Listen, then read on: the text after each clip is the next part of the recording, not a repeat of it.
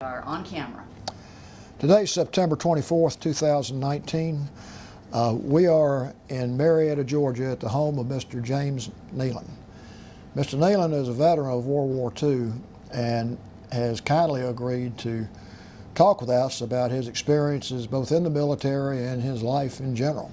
And this is in connection with the Library of Congress Veterans History Project. My name is Joe Bruckner. I'm a volunteer with the History Center, and Sue Verhoff, who's the Director of Oral History and Genealogy at the Atlanta History Center. And you're going to tell us your story, and it's going to be recorded and preserved in the archives, both at the History Center and at the Library of Congress. And we really appreciate you being here with us. Good. Look forward to it. Good. Could you give us your full name and your current address, or really just the city and state you live in is fine? My full name is James Kimball Neyland. My mother named me after James K. Vardaman, governor of Mississippi. And after I found out what he did in the 1957-67 flood, I wish he had named me after. But anyway, James Kimball Neyland. And now I have resided here for almost 40 years in this home. In Marietta, Georgia. And where and when were you born? I was born in the country between Gloucester and central Mississippi in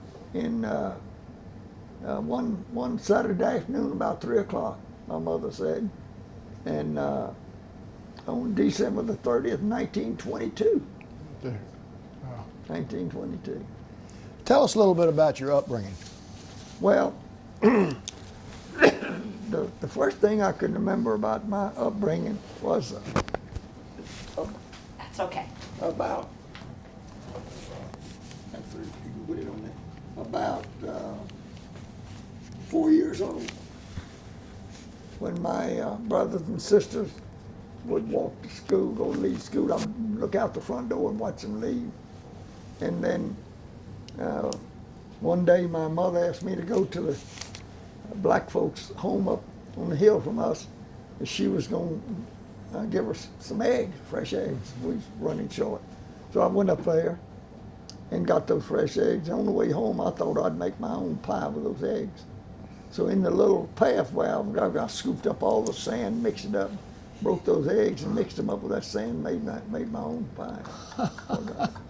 But anyway, that's the earliest I can remember. But my dad was an old farmer and fisherman, and he moved up near Gloucester, Mississippi, where I can remember, and bought 52 acres of land. I got that during that time, and built a house. He and his friends built a 6-room house, and I grew up there and learning on the farm with my dad. My dad and I were buddies of the family. He and I stuck to him like glue. When he'd go, I would go, you know. And we had a good time. We fished and hunted all of our lives together. And when I was 3 years old, that house burned up nearly everything we had. You know what? I don't remember the details about it. But my dad rebuilt it. And I remember 2 of the colored men, one named Jackson, walked up the road one day and he went by, and Dad was out front and looking at the charcoal and all the things. Mr. Ed, you going to rebuild? Yeah. He said, well, here's $1 to help you with some planks. Huh. You know, just good old like that. Yeah. And well, I started to school, went through 12 grades of school in Gloucester, a consolidated school district, you know, almost a country school, but consolidated school. We had a total of 220 enrolled in the whole school. But I went through the 12th grade, graduated there. Kind of pushed out, I guess. The teacher's glad to see me graduate and not come back next year. I kind of do. But that kind of answers your question. I could go on and tell you I didn't go to college. That was 1940, and of course Hitler had moved through Poland and France in the fall of '39. This was 1940, And so I knew I was going in the service. I just kind of waited for that. You probably remember the Depression pretty well, don't Yeah, you? I don't remember the day that the market fell. Right. Now, my mother was always a voracious reader, and we took the newspaper. We subscribed to the newspaper. Even though we got it a day late, it had to come from New Orleans up to Gloucester, and then the mailman brought it out the next day. But she read the newspaper all the time. She knew what was going on. So I don't remember the fall, but I remember the fallout. Uh-huh. The quiver, the scare. My mother always said, don't fool with the stock market. Don't invest in the stock market because of what happened there. Yeah. And so I didn't for a long time. Could you tell at your age how the Depression affected the people around you or the community? Or Well, we, on the farm, we grew gardens and field and everything we ate except the staples that you have to buy. And a lot of the people in town didn't have that. It was tough on the people. It was not tough on us. We had plenty to eat. We didn't have any money, but we had plenty to eat. And we shared what we could with other people. Yeah. In fact, there was one family in the city and town that the son, well, the youngest son was my best friend. He'd come out and spend the weekend with me occasionally. And his mother told my mother later on that y'all probably saved John Allen's life because he'd come out and eat with y'all on the weekends when we didn't have anything to eat. wow. So it was tough. Yeah. It was tough to scratch out a living. But I was always so glad we had plenty to eat. Yeah. And the bums on the railroad ran less than a quarter of a mile from my house. They would come by to get something to eat. My mother always gave them something to eat. If it wasn't anything but biscuit and syrup left from breakfast and a glass of milk. We had plenty of milk. Wow. Milk got 5 cows every day. We fed our milk to the hogs. We had so much of it. But they would get something to eat. They would come by, so always. And they would tell each other, you know, how that travels in their little bunch. Yeah. And one of them would say, go down there by that man's house. He got plenty. They'll give you something to eat. Well, your mother must have been a special person. She was. My mother was a country woman and yet a city woman. Mm-hmm. My mother could have done anything she wanted to do. She was smart. She read. She kept up to date and didn't have computers or we didn't even have a radio then to keep up. Her messages, her information came from the Times-Picayune out of New Orleans, Louisiana. Yeah. Okay. That's what we took all the time. Well, you had mentioned 1940 and what Hitler was doing.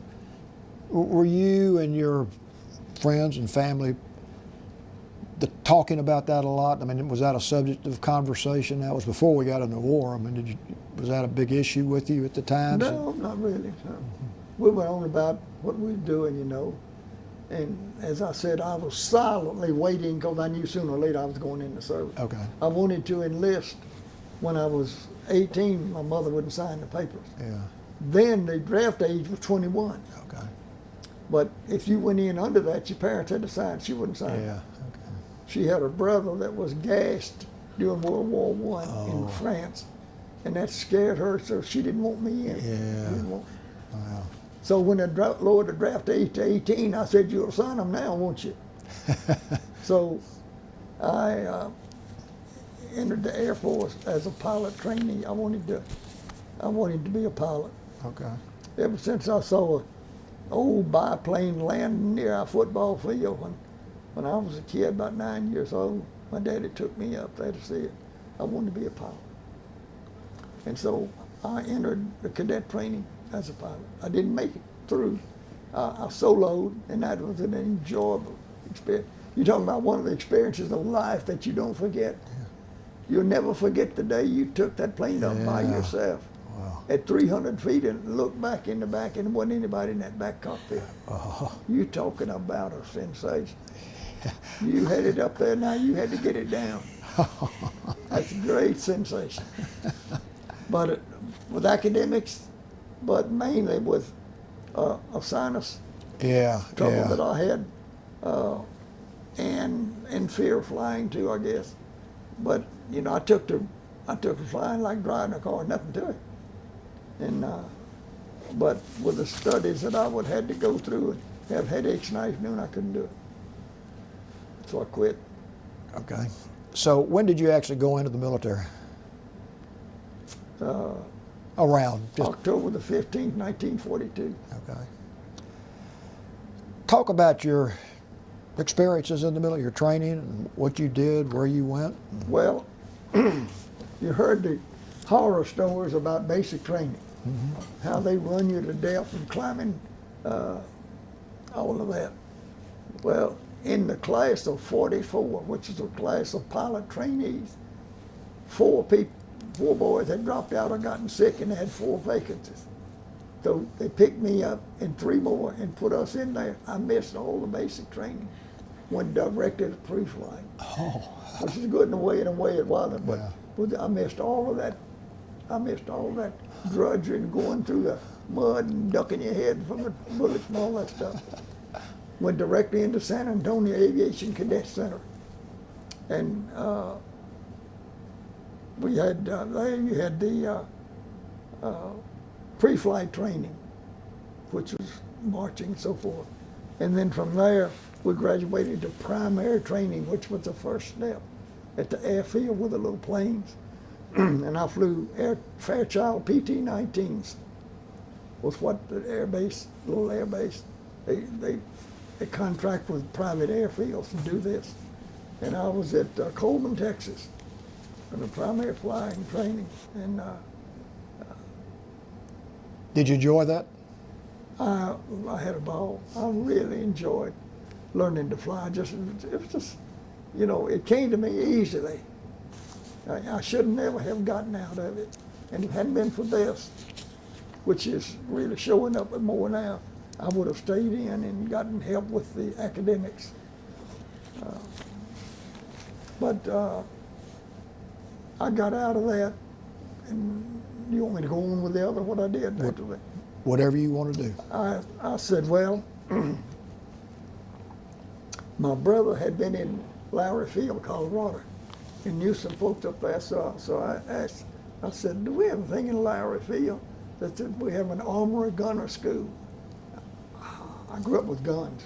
Okay. I said, okay, let me go to Lowry Field, to armorer gunner school. Okay. So I went up there, and we started a 12-week school, armorer gunner, 50 caliber machine gun. And they said, when you got, it was a 12-week course. In 10 weeks, they called 3 of us out to the office one day and said, you 3 are leading the school with a 50 caliber machine gun. And we would like to send you, when you finish school, to MacDill Field, Florida, to work with the boys on the B-17s on 50 caliber machine guns. I said, hot dogs. Oh man, I just love that. The next week they called us all out, canceled the school, and sent us overseas unassigned. Unassigned. To form the 9th Air Corps. Oh, To wow. support the fighter plane, to support the 9th Air. Yeah, okay. So say. Now, when was this approximately? That was 1944, 41, beginning of 40. No. Was it before Pearl Harbor or after Pearl Harbor? It was after Pearl Okay. After Pearl Harbor. Oh, This was in 42. okay. Talk about where you were and what you thought when Pearl Harbor was attacked. You know, I went to the school, as I said, Gloucester High School. I didn't even know what Pearl Harbor was. And I was, on every Sunday afternoon, all of us singles would go to the movie at 1 o'clock. And so I was standing on the streets of Lake Charles, Louisiana, leaning with my arm on the parking meter, reading the newspaper, when a young kid came running down the street hollering, hey, read all about it, to Jeff Blum, Pearl Harbor, Jeff Blum. I said, where in the heck is Pearl Harbor? And that's when I heard about it. But I didn't pay a lot of attention then, but that night on the radio we were listening. And next day, the lines along the enlistment centers were down the streets. We had so many boys lining up to go into service. Of course, that was December 7, 1941. That was before I went into service. Gee. Okay, continue on with what you said you were sent overseas, and you. Well, they called us out, sent us, got us ready, and we went across North United States for 3 days on a troop train. Okay. Sent us to a little place in I call the swamps of New Jersey, because on those blades of grass, this was in January of February of 43, I guess 43. And I'd look out the flaps of the tents in the morning to see that ice on those blades of that old sawgrass. I go, oh man. And so we stayed there till they got us ready, got the ship ready about, I guess we were there 2 to 3 weeks. Some of the boys went into New York, which was just right around the corner from New Jersey, and I didn't want to go. They said, "You're not going?" They said, "No." They said, "Well, lend us the money you would have spent if you were." So I did finance a couple of them, and we stayed there until they loaded us on the trucks one day and took us down to the docks. And we got to the docks and looked. All I could see was a great big black hole, like you'd cut a picture out of it. And I got off the truck, I looked around, and the English soldier standing there. I said, "What is this?" He said, "Man, bloke, this is the Queen Elizabeth." I said, "The Queen Elizabeth, what are you doing carrying troops?" He said, "We've been carrying troops now for 3 years. They changed us to a troop ship." Well, we went over on the Queen Elizabeth, and the second day, third day at night, we ran into a North Atlantic storm. I mean a storm. That big old ship, the length of a football field, rise itself up, up, up, up. When it hangs, when it started back down in those waves, or down, and I didn't get sick because I'd been flying. I wasn't sick. Yeah. Some of the boys, even some of the sailors got sick. Some of the British people got sick. It'd go down and down and down. You'd think it was going to go in the sea, and when it got, your legs couldn't hold you. You'd bend, you know. And I rode that Love Waves and enjoyed that overseas. What were the conditions like on the ship as you were going out, or going over? It wasn't bad. We had you slept in your bunks, four stack high. We didn't have anything to eat but bully beef and hash that those Englishmen fixed. We didn't like that. So we found us a place up on the ship that sold orange crusts and cooking. We ate that almost on the way over. But on that storm that day, some of the tables broke loose in the mess hall. Even was so bad. Gosh. And one of the boys fell down and slid. And when he did, he slid over one of those spikes that's holding the tables down. And hooked him in the thigh and held him on. But other than that, everything was. And I asked one of the sailors, I said, "Man, why don't you go around these storms? You can go around." They said, "We don't go around a storm, we go through them." Huh. So I asked about submarines. The submarines had been sinking some ships. I said, "Man, if a submarine," they said, "No submarines don't catch us." I said, "Why?" He said, "It takes 8 minutes for a submarine to line up on its site." And they said, "We change course every 8 minutes." And that's why when I was playing poker, my chips would slide from one side to the other every 8 minutes. Every 8 minutes they'd change course. And they didn't have no escort for the Queen Elizabeth. And that's interesting. I never knew that. And then when I got over there, as I said a while ago, we docked out from the mainland of Scotland. I forgot just where we did. I should have read my book before y'all came on me. And they could not go in. They didn't have a port big enough to hold Queen Elizabeth or the service. So we went down the side of the ship on the rope ladders that you've seen us folks to go down. That was an experience for us to go down into our boat beneath it, and I hope we didn't slip on the way down. Was that the first time you'd ever done that, or they trained you on it? First time I'd ever done that. And that took us on to the shore where we spent a couple of nights, and it took us to the coast of England near Bournemouth, where we were served at the air base till the invasion came. Okay. The fall of the invasion came. But, so what were you doing between then and the time the invasion took place? Just training? We had a welding shop, and we were getting acquainted, of course, there. But all of us together were doing the welding for the entire air base, what was needed.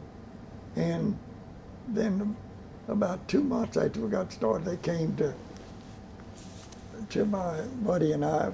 We had not had a vacation furlough since we went in the service, and so not seen none of our family. So they said, we want to send y'all to England to the British Oxygen Company Welding School, and y'all can have a time. So they sent us there for 3 weeks and extended it 3 weeks. We spent 6 weeks with an English family. Oh, wow. They contracted with the Army to take care of billeting, what they call it, billeting. Yeah. And we went to the British Oxygen Company. That's where I learned to weld aluminum. Well, I guess you got to be pretty close with that family, didn't you? Oh, yeah. Living with them? Yeah, we got to be good friends. And I wrote to my mother and dad, and I said, I want you to send a package to Mr. and Ms. A.G. Carr. It's 78 Brent Park Road, Hendon, Northwest 4, London, England. I knew. And I said, they need some tea and they need this, and I forgot all the things that they couldn't buy over there. Oh. So my dad got out in a little town and found these things and sent him a package of that after we went back. Gosh. To the base. But the interesting thing about this was, during the war invasion, during the breakthrough, they had sent us back to England again, back to the school again, because we'd still had no time off. They said, y'all want to go back? My buddy and I went back, stayed with the same family for 3 more weeks, went to the same school again, and went back to the base. Gee. And I thought, well, I don't know about this. We thumbed our way. First time we ever thumbed. We got one of the majors was fixing to fly to Ascot. You know, it's 30 miles from London. To let us go with him. He said, well, you got orders. We flew over him. Well, on the way back, we had to go down to the air base and wait to find a airplane going back to France. Like that. Here we were in France during wartime, almost like travelers in America, you know. So finally we found a guy, said he's going to ACE, the name of the numbers of the air base are A78, A79. Mine was A79. He said, I'm going to A78, I can take you there. I said, okay, we'll go to A78 now. I'll talk my sergeant in to come get me. So we got over and he went down landed at A78 and dispatched his. He said, stay on, don't get off. So I said, really? I said, you're going to drop us off? He said, I'm going to drop you off at your air base.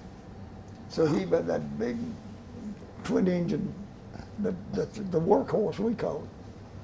He landed at A79 and let us off at the air base. Oh, boy, man, that was really nice. Yeah. But now, thing can happen to you every now and then, you know.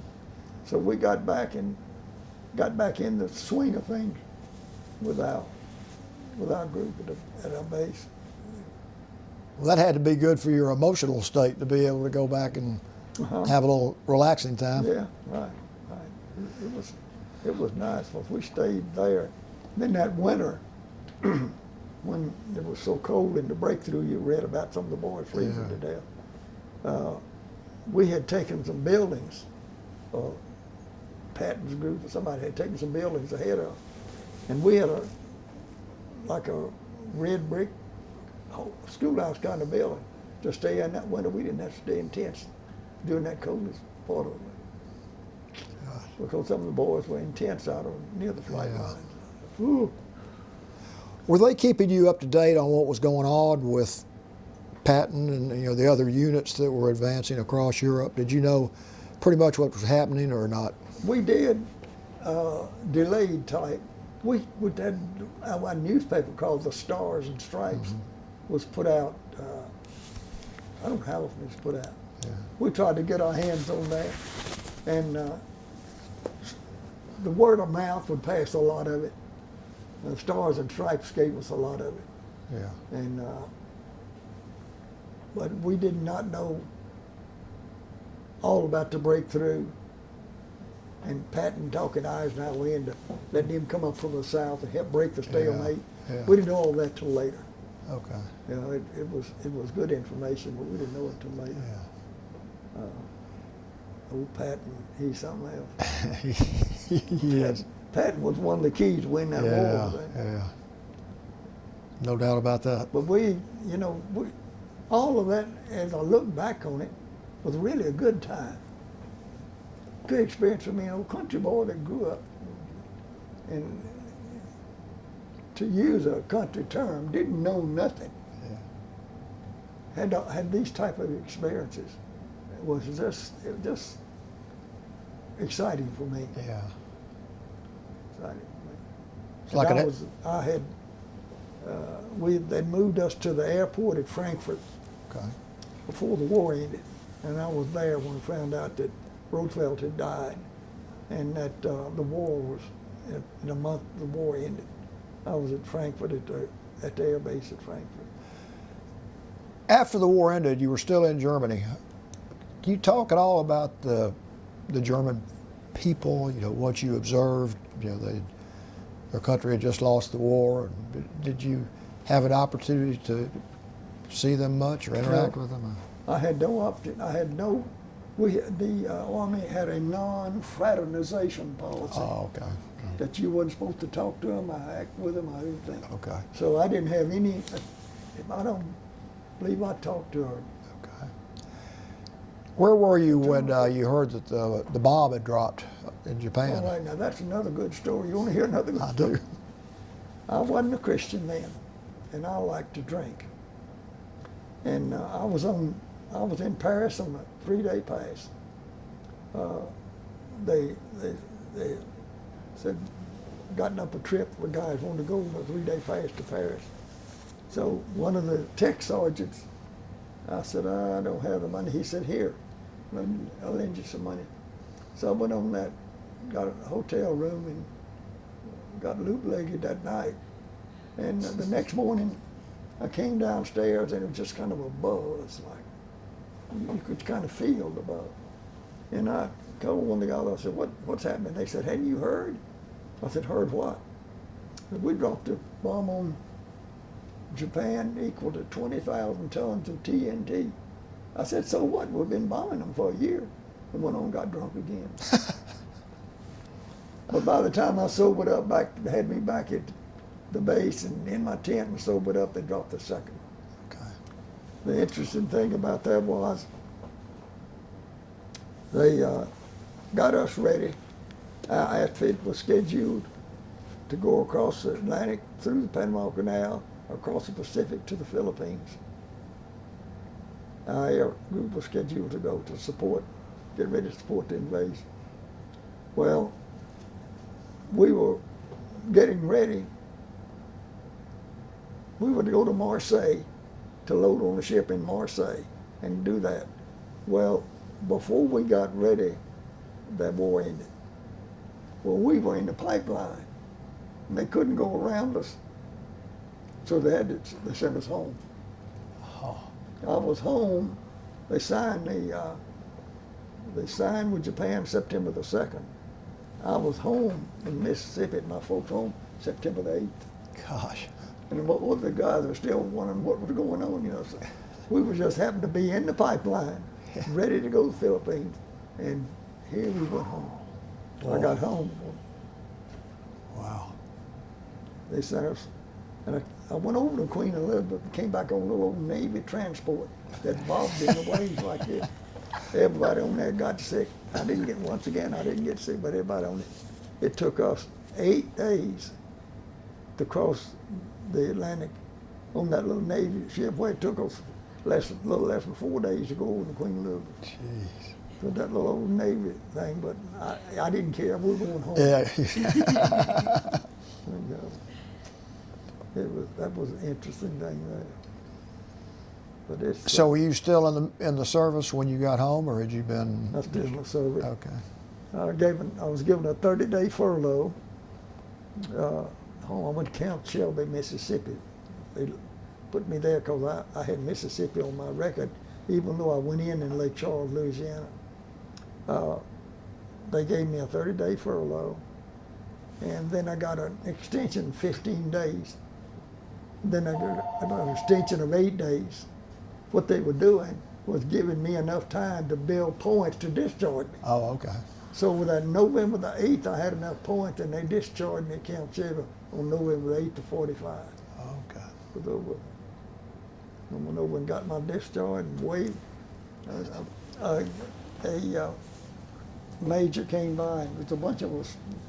They said, we want you boys to come over here, and we want to talk to you. And they said, about what? They said, about being in the reserve. We got up and walked out on him. Every one of us walked. There wasn't one little boy wanted to stay in that. We'd had all of that. We could take leave for anybody else. Anything else for that. I'm gonna back up a minute to when you were in England. I know you couldn't fraternize with the German people. In addition to the people you stayed with, did you get to meet many of the British people? Yes. Yeah, the father that we were with was a conductor on a double-decker bus in London. And his son was a fireman on the railroad. But the dad took us around a lot. We got to meet a lot of people. But there was one beer hall, they didn't call them that, about 2 blocks from the house. I met a lot of people there. But the thing that I didn't tell you, when we got off of the Elizabeth and went to the camp, getting ready before they moved it to southern England, I went over to the like a USO hall that night, and I saw a young girl sitting over there by herself, pretty little girl. So I went over and sat down. I said, "You look kind of lonesome." She said, "Well, I don't know anybody." And she was a girl from Wisconsin. Huh. And I got to know her. We made friends. Well, I've never thumbed in my life until in England. One time, down at the base, I asked the major if I could have an extra half day off with my day and a half. He said, "Why?" I said, "I'm going to go up and see my girlfriend at Ascot." He said, "Okay." So I thumbed my way. It was easy because nobody would pass a soldier in uniform in England. Oh, yeah. They picked you up and carried you up. So I got up there quicker than I would had I been on the bus. And I met her, and we chatted and talked. And then one time when I was living with a family, she came to London with a group, and I went down and met her. But I didn't pick up the relationship after the war.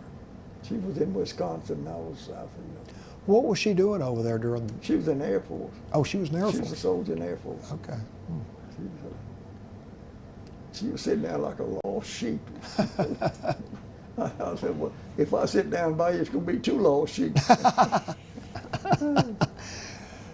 Well, you didn't have a relationship with her after you got back. Did you ever see her again? No. Live? And so again, I don't think I ever wrote to her. I think I just dropped it because Wisconsin's a long way off. Yeah. There wasn't a love relationship. There had to be, and I would have established, I would have gone Yeah. to see her, but it Yeah. wasn't just a good friendly relationship. Did you ever keep up with any of your fellow soldiers as you went on in life? Not more than 30 days after my friend in California, James F. Johnston was his name, Corporal James F. Johnston. I wrote to him a couple of times, but that's all in that drop. I don't have any. There was 8 in our welding shop. I don't know what happened. I don't know. And one more question about your service. When you thought you were going over to support, be part of the invasion of Japan, what was the mood on the ship, and what were You people? mean where we were in our camps? Yeah. Mad as hell. Every one of us was so mad because we didn't think it was right to take us and send us there like that. So I wrote my brother a letter. This is good. I wrote my brother a letter, and I said, these officers are just volunteering for this because they want to increase in rank if they get to go. You know, a lot of that Yeah. stuff. And the guy that sent my letter gave it to my major. Oh. Said, you need to talk to him. So he called me in about the letter I wrote. He said, do you believe everything you wrote in this letter? I said, every word. Every word. And he said, well, he said, well, of course, what could he do to me? We'd get ready to go overseas. What could he do? And I knew that, you know. And he knew it too. Put me in the brigade for a couple of days.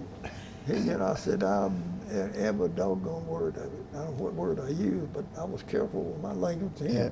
But he said, well, if you promise me that you won't write any more letters like this, we'll drop it. So I thought about it, and I said, all right. Yeah. I said, okay, I'll give you my word. Yeah. So I dropped that to write any more letters like that. Yeah. But boy, everybody was mad. Yeah. Huh. They couldn't stand the thought of what we'd gone through over there. And now we were going to go all the way. That's a 30-day trip. Yeah. What they were going to send us through with those ships was 30 days to get in the Philippines. But, oh boy, the war ended. We had to send us home. Yep. I thought, I'd like to say, yeah. I didn't. But that's most of my war experiences, unless, have you read the story about the bull? Have y'all seen the story about the bull? Do you have it? No, I don't. Your book? Bull. Oh, bull. No. The nearest of coming getting killed during World War II was by a blindfolded French bull. When we got up on the cliff, we went over on July the 3rd, 20th or something like that. Everything had been cleared out of Normandy Beach. There was a few sunken ships way out that was a breakwater. Yeah. But they'd all been cleared out. So when we got up on the hill, moved in a little piece, and set up for the night, because we were a mobile Air Force, we put down these strips of metal with the circles in them. You've seen that? Yeah. Where planes could land on any kind of mud and dirt. Well, we got up to set them down. While we were doing that, I looked out, and in the pasture, wire enclosed pasture, was a bull blindfolded. And I mean, he's a huge monster. He's a rascal. And I said, what? Then I realized they blindfolded him to keep him from tearing down the fences and letting the cows out in there with him. Oh. So there was Bed Check Charlie that came over every night. We called him Bed Check Charlie. The German plane that fooled around. He couldn't do anything because we had control of the air. He came over every night and come over, shooting off his machine gun, dropping 1 or 2 bombs. So that first night, Bed Check Charlie came over about 11:30 because it didn't get dark there in France then till about nearly 12 o'clock. Yeah. And when those ACAC started off shooting at that plane, and he dropped a bomb, and all that, this bull went crazy. Oh. He flipped around, he tore down that fence, he came down, charging down the line, tore pepped us down. Good. And when we got there that day, the officer in charge said, now dig your foxholes, dig them 6 feet deep. Gee. 6 feet deep. So we got in and got to digging, and about 2 feet down, we hit that hard shale. So my buddy and I said, well, ain't nobody, we got control there, nothing's gonna come over here. So we quit digging. Most everybody else did too. Well, when that thing hit that night, we dove for the foxhole. When I laid down my foxhole, it was like this, you know, across me.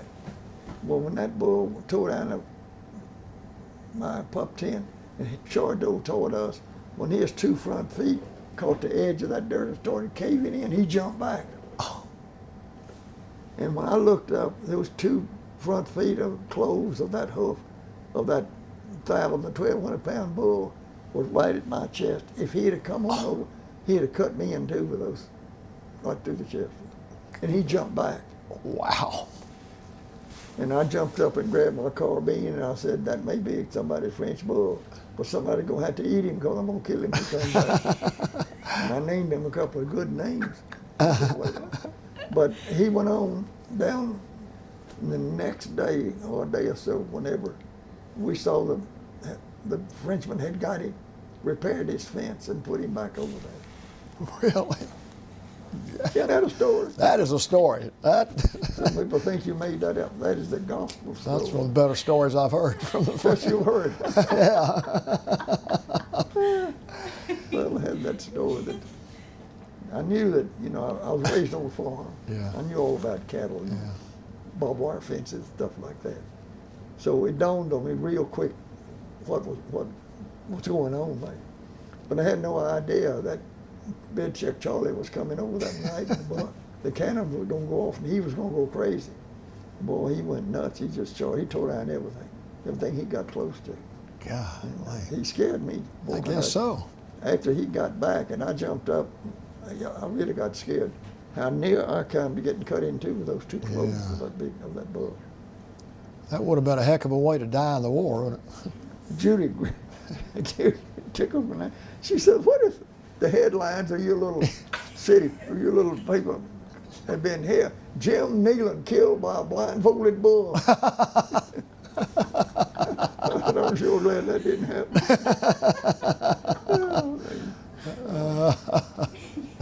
Good. Well, is there anything else right now that you can think of you want to talk about your service, about your military service, before we go on with the rest of your life? And we'll come back later if you think of something, but I mean, come back today after we finish and give you another chance. I can't think of anything that would be interested in anybody. I've got a question. Yeah. I've got a question, Mr. Neyland. Before we turn the camera on, you explained a little bit about why you were welding and why that job was necessary on that aircraft. Can you tell us a little bit more about that? Well, at the beginning of our service, our unit had P-38s, which on each engine on each side had those big curved aluminum exhaust tanks. And when those guys were running at full speed, that hot air coming off that engine at so many temperature would come in that curve and go out. Right in that curve, it would crack. Some of those aluminum exhausts would crack. And they were sending them back to England. When they would crack, they'd send them back to England to get them repaired and put in new ones and all that. Well, when we got to the British Oxygen Company in England, they had 2 or 3 things other than steel to teach us to weld: copper, cast iron, and aluminum. And that aluminum got my attention to listen to them about aluminum. And it was very interesting when they would have those cracks, some of them 4 inches long, some of them 6 inches long or so, that we'd have to clean off. Well, when I first started learning to weld aluminum, I tried to do it like steel, and that didn't work. I'd weld along just talking, the whole thing would drop off, fall on the floor. So I had to learn the exact consistency of the welding of the metal, of the material. Know when to move on. And then you didn't want to stack up a bead too high because you had to sand it down when you got through. Not to be a whistle sound with air coming through. Yeah. But it was very interesting, and I learned to weld aluminum. So when I got back to camp, one day the sergeant said something about what we had done. We told him about the aluminum. So he told the man at the shop that handled this, he said, "You need to give our men a chance on those cracks on the plant." He said, "I think we can weld them here." So they did. They sent them over, and we did. We welded them. And everybody was hilarious with joy because they didn't have to send them back to England. Well, you probably saved some lives by doing that right, didn't you? I mean, if that had been done wrong and they'd gone up with them, I mean. Could have split while they were up there. I had something to put in there now, and I've forgotten it. Maybe it'll come back in a moment. But it was a critical role because of what could have happened to the plane and the pilot if it had been done wrong. Dangerous as we saw it, but it was something that needed to be done there. Yeah. And we were fortunate enough to learn it, he and I. And then we had a guy in our outfit in our welding shop was from Chicago, and he knew a little bit about it. And he helped us a lot with it. Good. But other than welding snow shovels and all that stuff for to clear the runways, I did something that I thought was worth something. But You know, here the government spends all this money on you. And we got overseas, and you go to a welding shop and you weld a little thing and weld a little thing and do a little thing. What are you worth, you know? So when it came up with aluminum, I know the Lord used it that way, came up with aluminum to do those exhaust, I don't know what they call them, tanks, big exhaust pipes yeah, with a big bulge in it where it came down. When we got to do that, and they told us we didn't, if y'all do these good enough, we won't send them back to England. I was just overjoyed that I could do something worth something. yeah.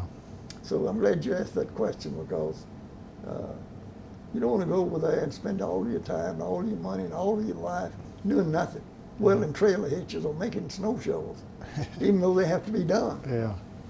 No, that's huge when you think about the time that those P-38s were out of service Yeah. because they had to be sent all the way back. Well, Yeah. they had replacement to put on while we were, they had new replacements.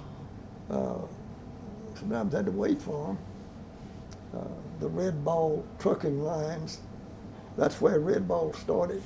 When the trucks, when we broke through, America broke through at St. Lo and went all the way across northern Europe. Supplies couldn't catch up. Yeah. So they started hauling, got the trucks hauling. So these boys driving these trucks would have to drive all the way across France, taking loads of material up to the lines again. Gasoline, ammunition, food. And I remember that was one reason that we got, we didn't get fresh food for 3 weeks one time. We ate out of cans. We ate the sea rations because of that, because of getting those trucks Yeah. hauling across northern France. And that's when the guys, at the end of the war, that's what I was going to say. At the end of the war, the guys started the Red Ball truck lines. Remember that? They went I out do. there and it laid I out. do. Well, my brother worked for them for a while Really? in Baton Rouge. He worked for Red Ball for a while. But that's where he came from. And most of these guys that started it were veterans of the war. Most of them were veterans that started. I got a couple of interesting things hooked onto that, and I can't remember them right now. If it comes back before the tape runs out, before the. Yeah, and we'll get a chance at the end to ask you if there's anything else you can think of you want to say.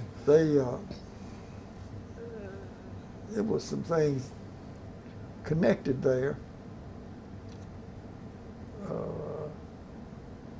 It's running around in my mind right now about that about the truck lines and what they did during the war, over there overseas. Well, that was a real logistical operation, wasn't it? Having That's a to big- be sure they had fuel enough to get there and all Yeah. that. It's something real interesting. I got to remember that. I got to get it back to my memory here in a moment, I hope. We know what we can do later if you still want to think about it. We can stop the camera for a minute and you can think if you want to, if it's something you'd like to say. Something. But we can go on now to the rest of your life. Talk a little bit about what you did after you got out of the military. Well, I wasn't a Christian, and I came back and ran around drinking, carousing at night until I met a young lady that I fell in love with, and she was a Christian. Well, from her and going to church with her, I became a Christian. Last week in July 1947, I gave my life to Christ and asked Him to save me, and became a Christian. And she and I married the next January, next February the 1st. And then I had been doing some floor sanding and finishing in houses, so I started my own little business. I started doing it myself, like this, like you're looking at. I could do the floors just like this or better. Wow. I could take an old floor and make it look just like this, floor sanding and Gosh. finishing. So I did that for 5 years, and then I felt like the Lord would lead me into full-time Christian work. So we sold out and moved to the Southwestern Seminary in Fort Worth, studying to be a religious education director in Baptist churches. Huh.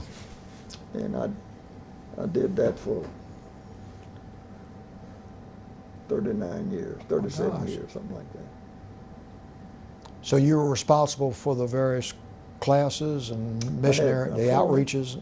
Enlistment, teachers and officers forming the classes, finding a place for them to meet, setting their schedules, training the workers, training teachers and officers, visiting in the homes, in the community, enlisting people. She knows about it. I can tell the way she looks. She knows about that. Well, that must have been a fulfilling, satisfying position. Oh, yeah. Yeah, that's one of the most satisfying things in my life was that. Yeah. I felt like the Lord used me there. And you say you did that build for, churches. excuse me, go ahead. You say you did that for 30-something years? I think I figured up one time it's about 37 years total on staff, paid staff member. Okay. I was a paid staff member. And what did you do after that? Or did you retire after that? I Or was here here? and traveled a little bit, Good, kept up the yard, good, to church here, and good, little things like that. Did nothing most of it. good. Could say nothing. You have children, grandchildren? I have 2 daughters. Good. And,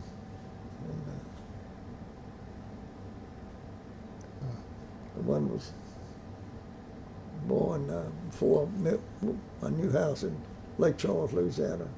And the other one was born after we went to seminary. Okay. They're both dead. They're both gone. My first wife died with cancer in 2000. My second daughter died with a blood clot in 2010. And my younger daughter died last year, Christmas morning, with, still can't talk about it, with, she'd had a blood clot. In thinning the blood clot, they thinned that one in the brain, it started leaking in the brain. She died the next day. Oh, gosh. Died Christmas morning. I'm So sorry. I lost my wife in the two. I have a beauty of a lady here that's my wife now that just don't make them like that. You know, she's sweet. She's something else. She loves me and she works with her son on all those books you'll see back there, and helps me here. And her name is Judy, right? Judith. I can't pronounce. Soberani is what her maiden name. Yeah. Well, Judith. you've had a lot of people that have loved you and that you've loved in life. Yeah, I've got people scattered from Lubbock, Texas, back here Wow. To know people and it's amazing what you learn through your lifetime. Especially with me, I was thrown with so many people. You talk about 100,000 people. Yeah. Well, most people just know few people around. Yeah. I mean, I know them on 5, 6 cities from here to Lubbock, Texas, and back. You know, just get to Well, know every kind of person, every race of people, every denomination, as well as their thoughts and ideas. You know, it's just amazing what you can learn from people. probably made you a better person too, Oh, just yes, about. no doubt about it. Challenge you to be a better person. It's been, my life has been interesting to me. It's something I never thought I would have to go through like this. And if I could do it over, I'd correct a lot of mistakes, but I guess everybody has those too. Yeah. I'm trying to think of that one on those trucks. It was something real interesting on the trucks, and I can't think of them right now. Cut it off and let him think about it. But I'm getting dementia too, along with this, and it's affecting me thinking. Why don't we take a short break All right. for just a second? All right. Okay. All right. We're off camera. So- On camera. Before we finish, is there anything else you would like to say, either about something you did or some message you want to present to the people who will see this? Yeah, well, about my 2 daughters, my oldest daughter was a nurse, went to nursing school in Mobile and served her years as a nurse. My youngest one followed me. She was a children's director of Baptist Church. Oh, All wow. the children's work and educational work. Usually birth through 3. Usually, sometimes she had birth through 5 and 6. And she did what I did. She served from one church in North Carolina to one above the airport in Fort Worth, Texas. And she loved it. She loved that work. And my oldest daughter she was called for a nurse early in her life. She was going to be a nurse, and she did. Spent 2 years. And I had a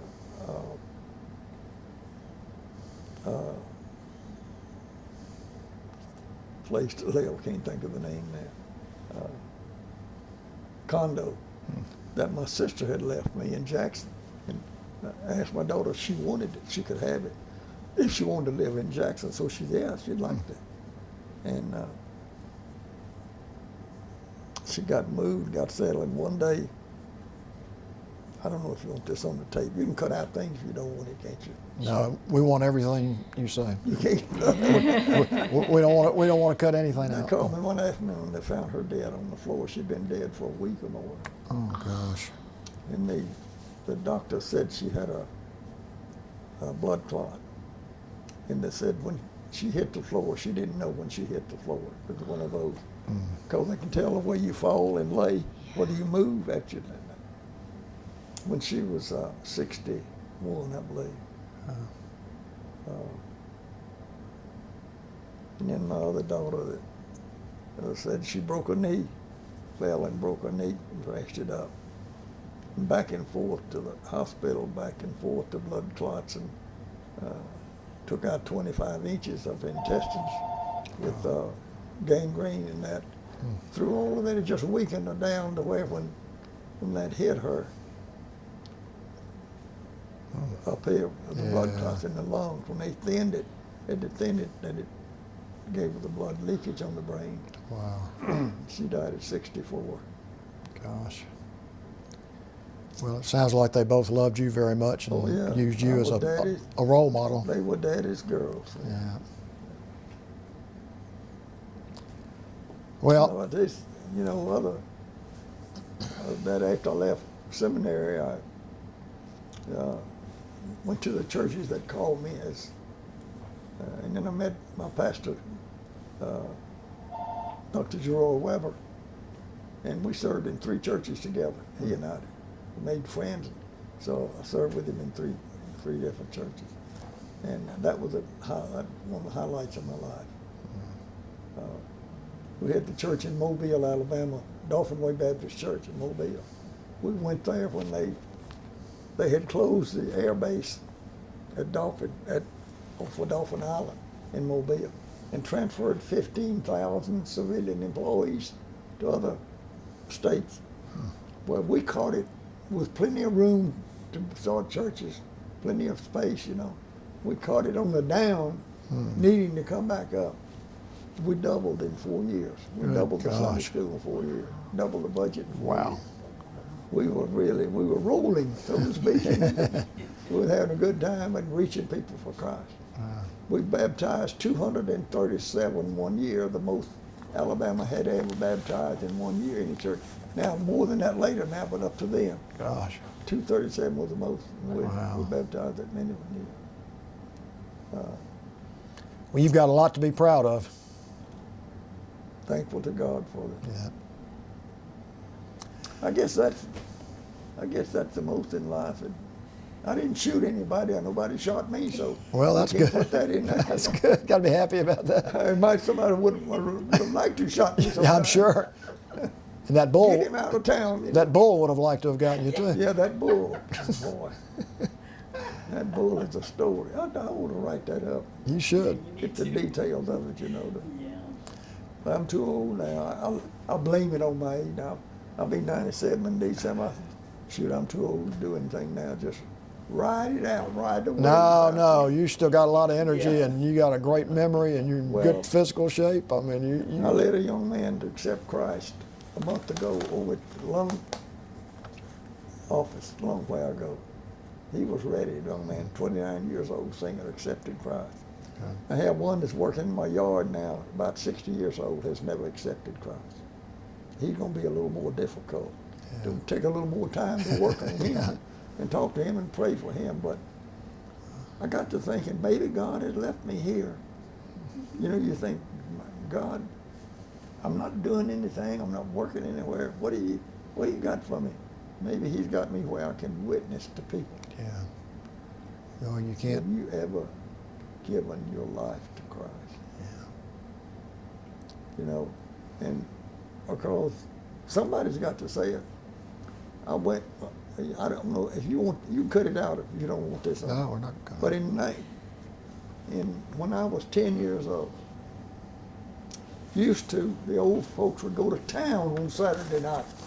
Everybody would take their old Model A's and go to town, sit on the streets and chaw, and the women would sit in the back of the store and gossip. Well, one night we started home, and there was a tent set up on a vacant lot, and my mother said, "Edgar, stop. Let's listen to the music." They'd had a protracted meeting. You remember they called it a protracted meeting. We called it revival. And so he stopped. Well, I wanted to hear about it, so I slipped out between the seats, went over and peeped down through the flaps of the tent. And they did. George Mosley, a boy I knew in the grade above me, in the grade above me, flipped out his seat and went down and fell on his knees in front of that pulpit in that sawdust. I said, "What's the matter with George?" So Monday morning, Donald Thompson, the boy that was a good friend of mine, one of my best friends at school, I said, "Donald, what happened to George?" He said, "Oh, George was converted." Well, I didn't know what converted meant, and I was too embarrassed to ask.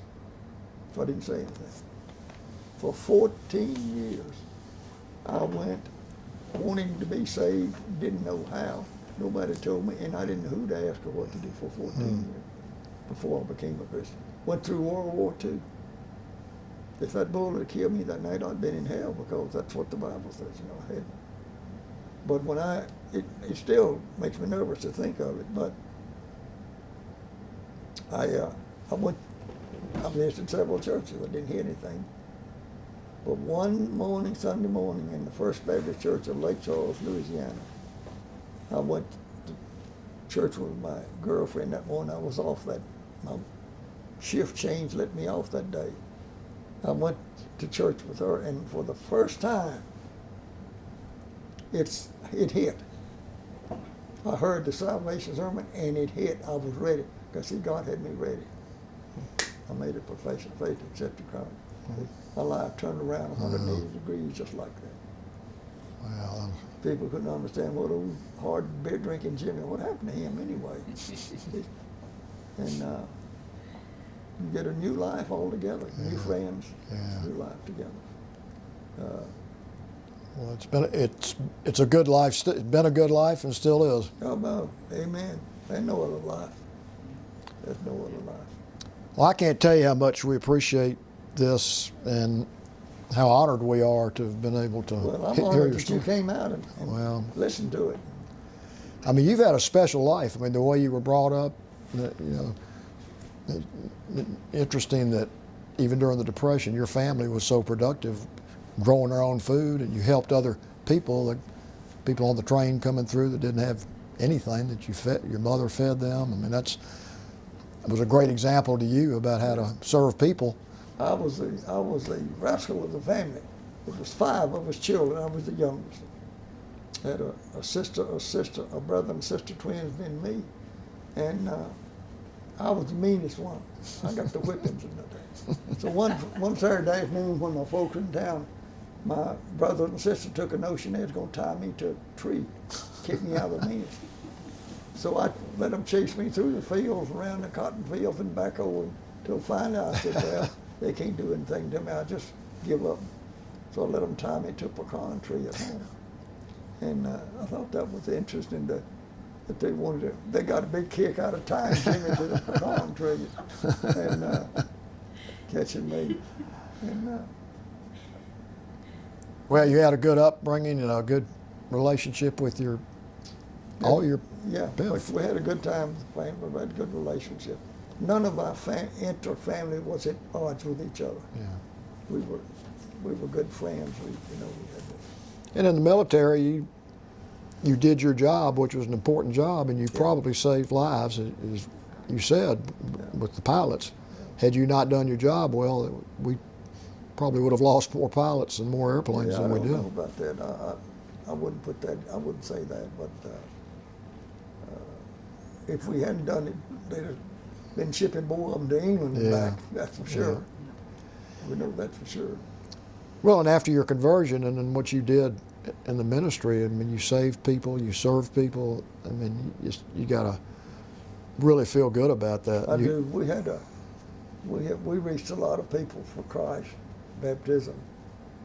The way I set up the Sunday school, and had the visitation nights on Tuesday nights. Everybody go visitation. Trained them how to witness to people, how to talk to people, and that's where a lot of those 237 that year, where a lot of them came from, like that. Well, if you can improve people's life, you've lived a good life yourself, and you've done that. Thank you for that, and thank you for your service. Thank you. Thank you. Thank y'all for Thank you coming. so much. Thank y'all for coming.